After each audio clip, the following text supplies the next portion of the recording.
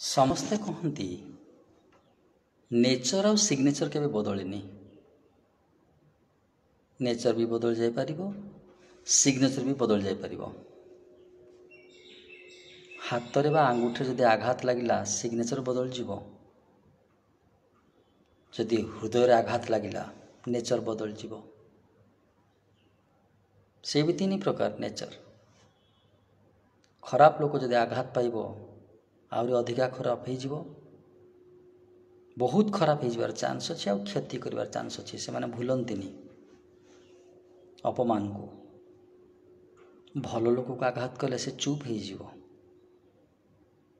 ମହାନ ଲୋକକୁ ଆଘାତ କଲେ ସେ ଚୁପ୍ ହେଇଯିବ, ଦୂରେଇ ଯିବ, କିନ୍ତୁ କ୍ଷତି କରିବନି।